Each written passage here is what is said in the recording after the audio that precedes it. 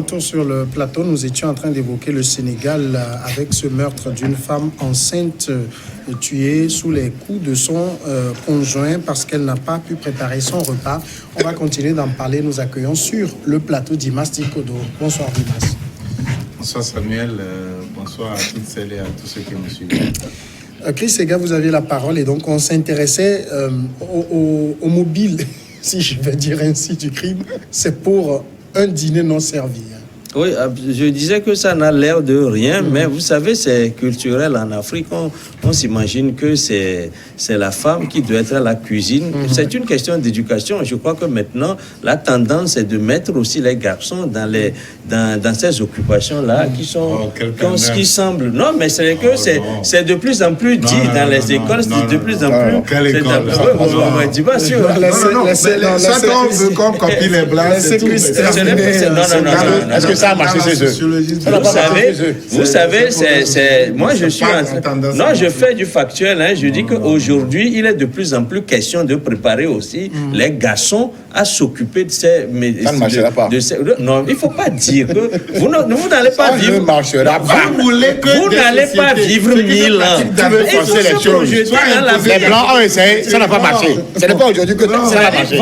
Laissez Chris si vous permettez. Ça ne marchera pas. C'est-à-dire, ce que je veux dire, c'est que lorsqu'on ne connaît pas, vous connaissez que partie, ne jugez pas de tout. Parce que je dis, nous ne vivons pas... Ça, c'est ton avis. Oui, Chris. non, c'est-à-dire que nous ne vivons pas 1000 ans, ni 2000 ans, ou bien 5000 ans. Parce que dans ce le que je suis en chromosome. train de dire... Non, rien, vous avez les chromosomes changent aussi. C'est depuis Adam et Ève. Ce que je voudrais dire, c'est ceci. Il ne faut pas confiner les femmes à la cuisine parce que c'est les femmes... Parce qu'en Afrique... Non, ça c'est un autre débat, dimanche. Mais ce que nous constatons aujourd'hui, c'est que je suis en train de dire, tu ne vas quand même pas me dire qu'on n'en parle pas de plus en plus du fait que les garçons aussi se cherchent. Pourquoi? Parce que ça les prépare tout simplement à la vie, non pas parce qu'ils doivent devenir des cuisiniers de leurs femmes, mais quand ils voyagent par exemple, ils sont seuls ailleurs. Je crois que c'est surtout ça. Non, ça c'est différent. Non, mais écoutez, vous ne m'avez pas laissé terminer. C'est différent. Oui, c'est-à-dire que vous ne me donnez pas le temps de terminer. C'est comme si vous avez l'impression... Que l'homme sache préparer, c'est un autre débat. Oui. Mais préparer pour sa femme... Mais responsabilité culinaire... Si je ne terminais pas, tu ne peux pas... La responsabilité culinaire engage la femme. Cette misogyne, j'ai l'impression que c'est misogyne. Non, j'ai plutôt l'impression qu'il s'amuse avec le sujet. Parce que c'est un sujet sérieux et il ne faut pas qu'on y va de la raillerie des hommes phallocrates et tout, phallus dehors, parce qu'ils croient que la femme... Par exemple, nous sommes de plus en plus dans une société où les femmes sont amenées à exercer des fonctions d'hommes.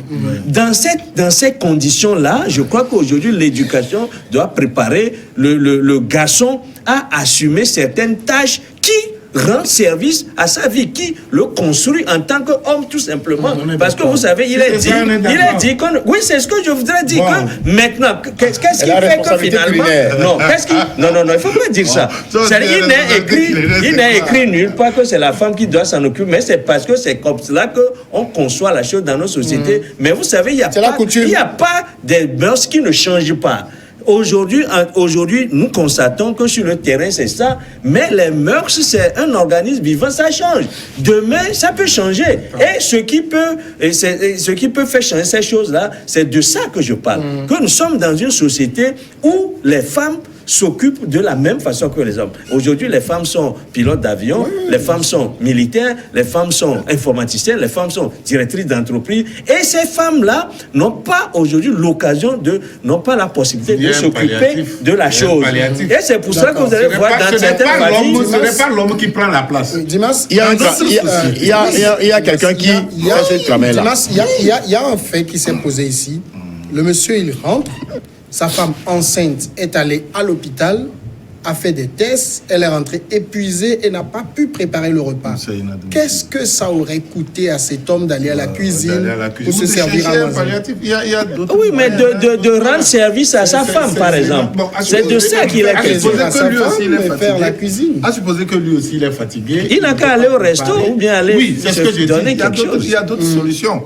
Il n'a aucun droit de lever sa main sur la femme. Je ne suis pas convaincu qu'il voulait la tuer. Bon, ça, c'est ce qu'on a dit justement. Généralement, on dit que c'est un homme qui avait l'habitude de battre sa femme.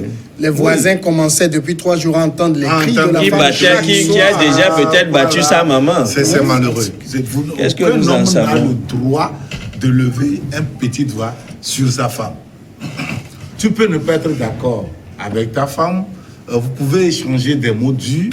Mais ça s'arrête là.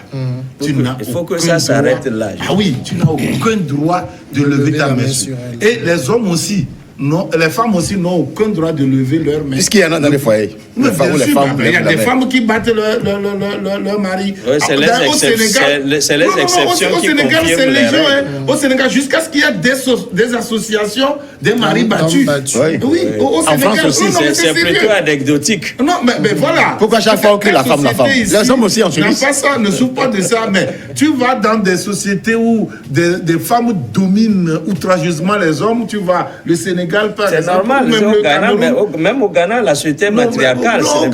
Non, mais pas tout à fait. Quand le matriarcat au Ghana, ce n'est pas dans le sens que la femme doit dominer. Dans le sens de l'héritage. Voilà, de l'héritage où c'est le neveu, c'est-à-dire le fils de sa soeur, on pense que ça, au moins, c'est le vrai sang.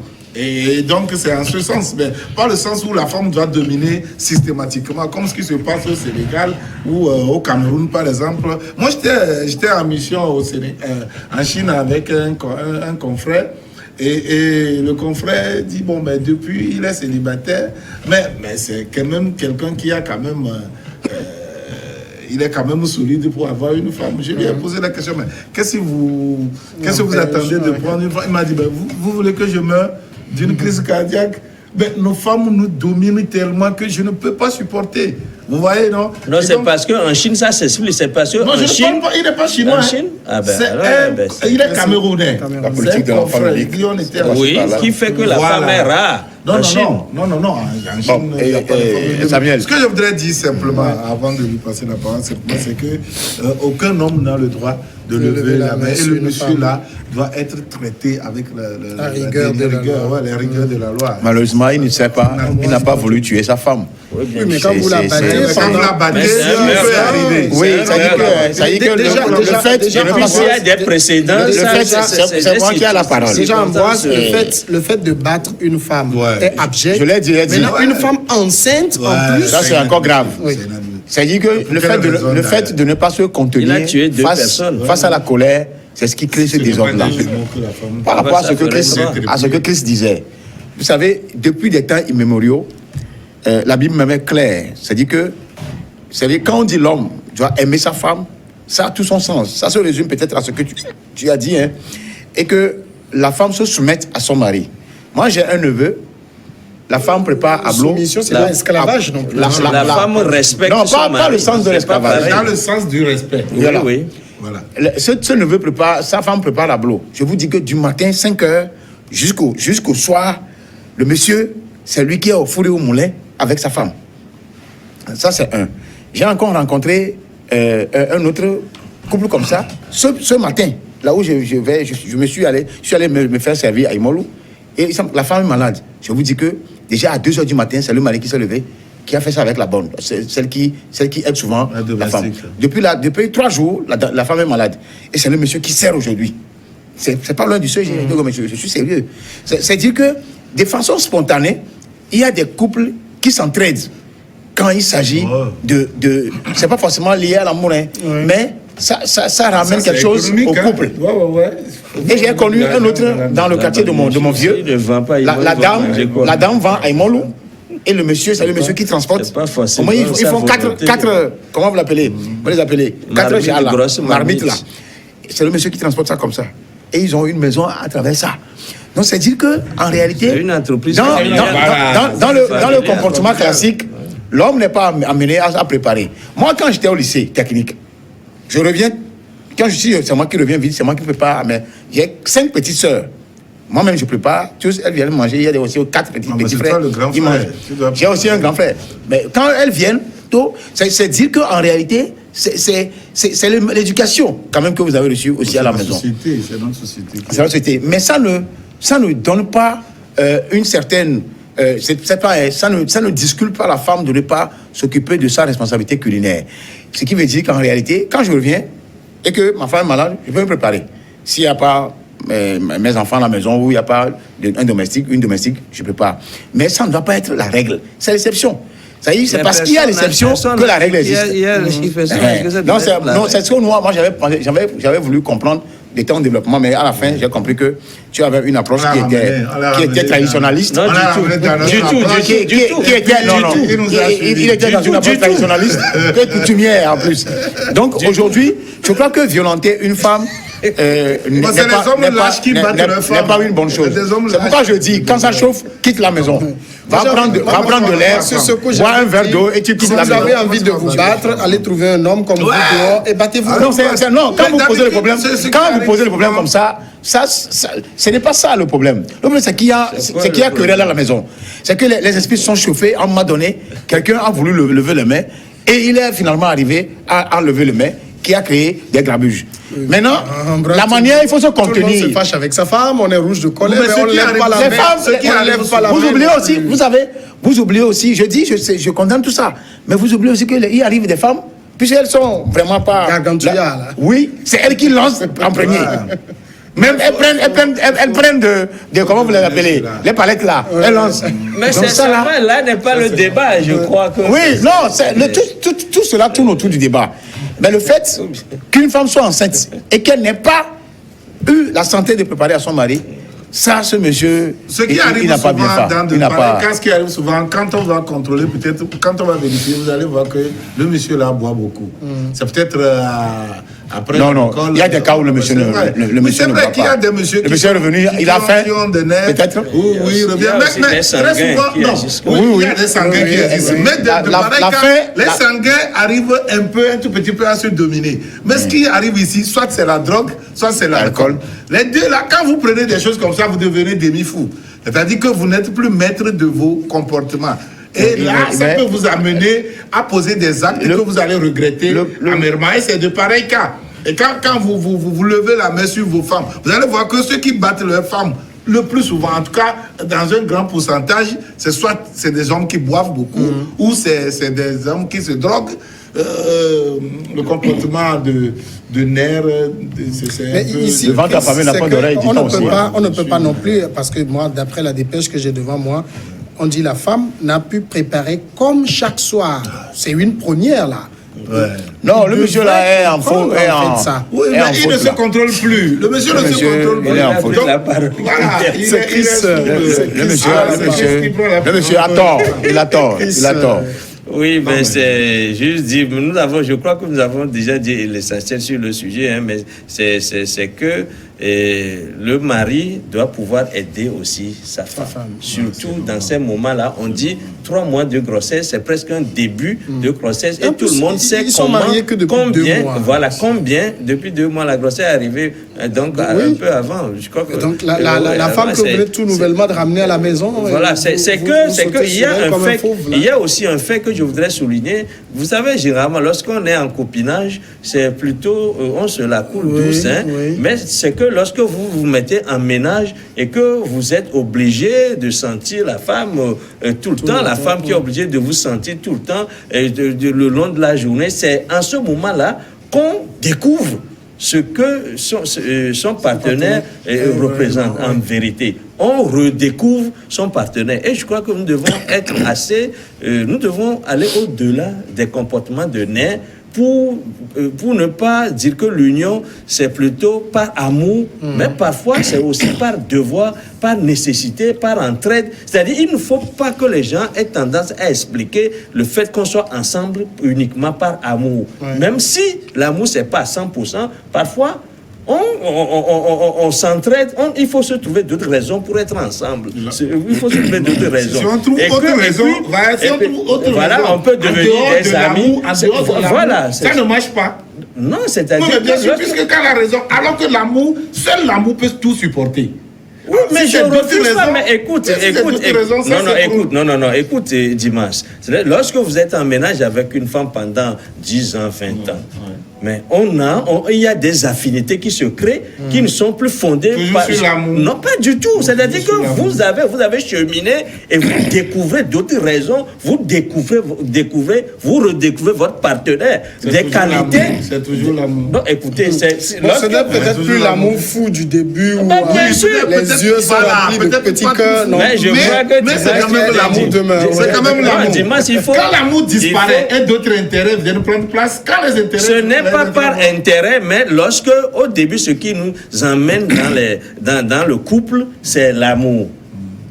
Pas forcément l'amour. Peut-être que nous cherchons quelque chose dans ce partenariat. Ça aussi, c'est possible. On ne se marie pas forcément par amour, mais on peut se marier tout de même. Et puis, lorsque vous mariez par amour et que vous avez des enfants à élever, quand bien même l'amour, ce n'est plus à 100%, vous devez compléter le manquant par d'autres raisons qui sont fondées peut-être sur des affinités, parce que vous commentez l'actualité politique ensemble, vous regardez la télé ensemble.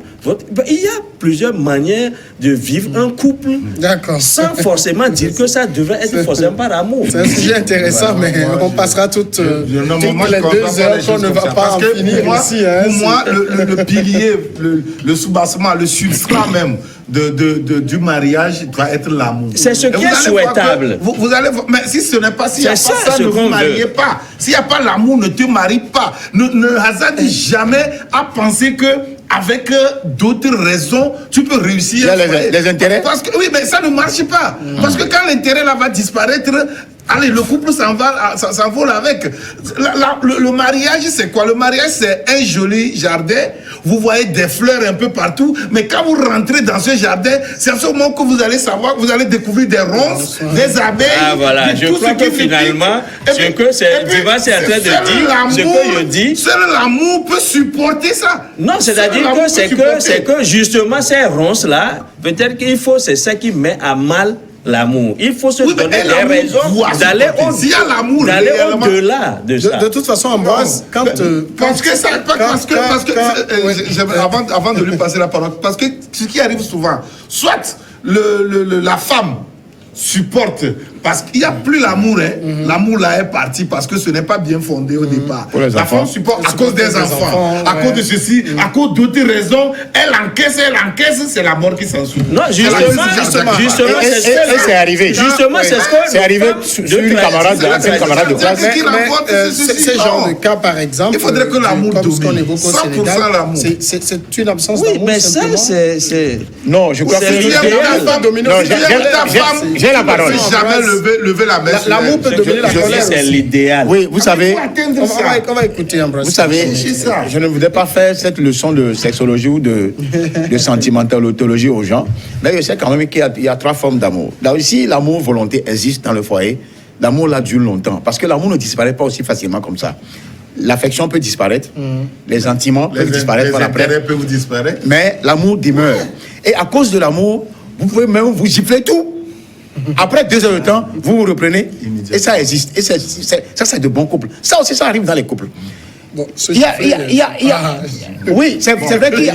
C'est vrai, vous savez, j'ai suivi une émission de Eugénie Djeki sur Africa numéro 1 en 2004. Ça c'est resté ici. Ils ont posé le problème de l'infidélité masculine, qui aussi est source de violence des fois. Ça, c'est légion. Et c'est Meué qui était l'invité. Meué répondait, qu'est-ce qui expliquait l'infidélité masculine? Meué répondait. Et je dis qu'il serait en vie, elle ne peut pas me démentir parce que j'ai capté ça comme ça. Et Meué disait que c'est malheureusement une malédiction depuis Adam et Ève. Et il y a un autre qui animait l'émission avec Eugénie qui disait que quand vous êtes dans un couple, ça fonctionnait. Maintenant, ça ne fonctionne plus. Vous cassez, vous gardez les bons tons. C'est-à-dire qu'en réalité, l'amour a quitté. Et ça a pris du temps avant que ça ne quitte. L'amour, passion. L'amour, passion, c'est que quand vous voyez la personne, vous ne le voyez pas. Ah, elle me manque, tout ça là. Mais à un moment donné, cet amour, passion disparaît. C'est le feu de paille. Ça rentre dans l'amour volonté, dans l'amour sentiment. L'amour sentiment, c'est cet amour-là qui dure un peu avec les intérêts en jeu qui disparaissent aussi et qui finalement, quand vous êtes dans un couple, l'enfant ne vient pas. Si vous avez la force de l'amour volonté, Vous pouvez ne pas avoir d'enfants. Après 15 ans, vous serez toujours ensemble. Ah bah bien sûr, 20 ans. C'est parce que c'était l'amour-passion. Je l'ai vu. Ah, si je ne vois pas, mon cœur ne dort pas. Ça disparaît. Donc, moi, je l'ai classé en trois catégories. Cet amour-là. Et si vous arrivez à avoir cet amour-là, vous avez au moins 9 enfants. Les seins de la femme qui étaient en 6 sont devenus en 9. Ce qui suppose qu'il n'y a rien plus qui vous attire, mais par rapport à vos liens séculaires que vous avez commencé, vous vous rappelez de cette jeune dame-là que vous avez rencontrée à l'église ou ailleurs, malgré les enfants, malgré les seins, cet amour-là, vous restez toujours ensemble dans votre véhicule ou sur la moto, sur le vélo. Cet amour-là, c'est l'amour volontaire. D'accord. Et ça c'est ça qu'on appelle avoir des raisons d'être ensemble. En tout cas, ce qu'on peut retenir ici, c'est que quelle que soit la raison, on ne lève pas la main. Passons, redécouvre. Il n'y a que les lâches. Il n'y a que des lâches. Moi, je dois écrire un livre. Il vous reste 4 minutes. Je dois écrire un livre. On va dire pour sensibiliser les couples à rester solides. Si vous êtes arrivé à un moment où, parce que je suis l'un des spécialistes. Sincèrement, la vie à deux devient impossible, rompez. Vous n'êtes pas obligé d'être ensemble obligatoirement. Parce que c'est la mort qui va sortir. J'ai dit, c'est arrivé. La dame n'a pas été battue, mais la dame a eu le semis parce que l'angoisse l'a emporté. On va aller au Soudan, si vous permettez. C'est un débat intéressant. Oui, très. Lorsque je vais finir mon livre dans 2 ans, un juge soudanais a fixé samedi au 14 novembre le verdict dans le procès pour corruption du président Béchir Omar El-Béchir, poussé au départ en avril par un mouvement de contestation inédit après 30 ans de pouvoir. Dans le tribunal de Khartoum, quelques dizaines de partisans de M. Béchir ont manifesté en disant leur opposition à tout transfert de l'ex-président à la Cour pénale internationale de la haie qu'il accuse de crimes contre l'humanité. Nous sommes avec toi, nous ne te trahirons jamais. Non, non à la CPI, ont-ils scandé. Le verdict d'Imas Dikodo, 14 décembre, sur le procès de corruption. Mais est-ce que c'est le procès le plus attendu dans le feuilleton Béchir? Oui, bien sûr. On va le dire comme ça. On peut le dire comme ça parce que c'est le procès là qui empêche la CPI d'intervenir. Parce que le principe de complémentarité veut que chaque pays puisse juger celui qui est les prévenus autres là. Mais au cas où le pays n'arrive pas pour une raison ou une autre, c'est là où la CPI s'en charge. Et donc à partir du moment où les autorités soudanaises sont arrivées à organiser son procès, il n'y a plus raison à ce que la communauté internationale puisse réclamer. Mais ce n'est pas le motif pour lequel il est réclamé par la CPI, par exemple. Oui, ce n'est pas le motif pour lequel il est réclamé, mais c'est une partie du procès. Et on verra ce que les autorités vont organiser encore. Si la CPI le réclame, c'est d'abord pour crime contre l'humanité, c'est pas pour corruption. C'est pour cela, certains pensent que c'est une parodie de procès qu'on est en train de faire en ce moment pour sauver justement Béchir des griffes de la CPI. Mais c'est-à-dire qu'il faut que nous apprenions quand même aussi à jouer franc jeu. Parce que lorsque on poursuit Béchir aujourd'hui, la CPI poursuit Béchir, ce n'est pas parce que la CPI en veut à Béchir, mais on le poursuit pour des faits précis. Et je crois que si la justice, bon ça c'est un autre débat. Maintenant, si c'est des Soudanais dont il est question, et si la justice la justice soudanaise veut rendre service aux Soudanais, je crois qu'il faut que Béchir soit jugé tout simplement pour ses faits et non organiser une parodie de procès, parce qu'il faut quand même rendre justice à ceux qui sont victimes. C'est tout ce que ces victimes-là demandent. On reviendra en parler tout de suite. On va marquer la pause et suivre ensemble le journal.